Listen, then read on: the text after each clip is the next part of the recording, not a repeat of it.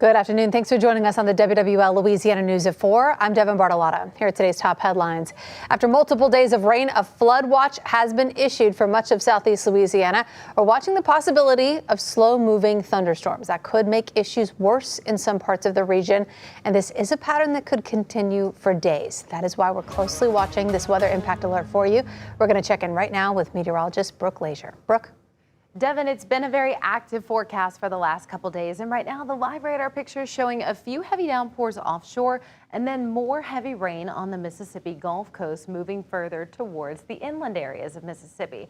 So we'll take you to the spots that have seen the most rain already, from Poplarville down through Picayune over to Slidell. That's where the heaviest bullseyes landed yesterday, and that's where we have more of a river level flooding concern as well. So those areas saw yesterday somewhere between, after the total of the 2 days prior, 15 to 16 or 17 inches, and a few of these bullseyes have dropped additional rain nearby, somewhere between 3 and 4 inches in many locations. So we'll give you an update on the river situation. A few of those have crested. We're also watching the Pearl River as well. But as we look to tomorrow, another round of rain is going to be more likely to bring flooding problems. So our temperatures today have been able to rise pretty high, not far off of the 90-degree mark off towards Laplace, and into the mid-80s across much of New Orleans proper and on the North Shore. That's because we didn't have as many downpours across the metro as we've been seeing over the weekend and Memorial Day.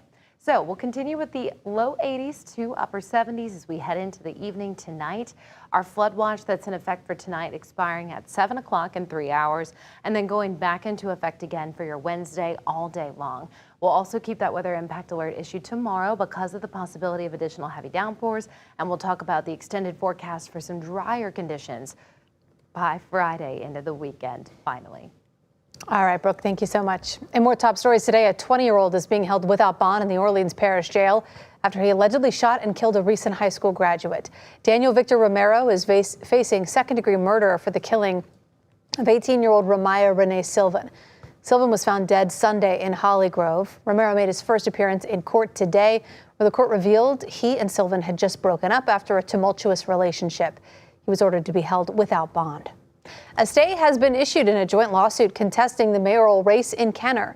Today, a judge in the 19th Judicial District in East Baton Rouge made that ruling on the suit between mayoral race candidate Diane Schnell and District 1 council candidate David Weathersby. It was filed on Friday, claiming the state's recount process is unconstitutional, and they say poll workers turned away voters.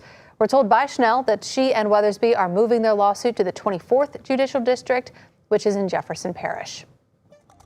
Today, Governor Jeff Landry and top lawmakers announced a task force aimed at finding money for teacher pay increases. And this comes after voters defeated a constitutional amendment that would have dissolved public education trust funds to provide a permanent raise. Now, a new 15-member panel will look for ways to streamline the state's education spending and free up funds, and they're expected to deliver recommendations by the end of the year, with any changes considered in the next legislative session. Landry says the state spends more per student than it did decades ago, but teacher pay has not kept pace with inflation. And Paul Murphy was at that press conference today and joins us now with more on the governor's plan.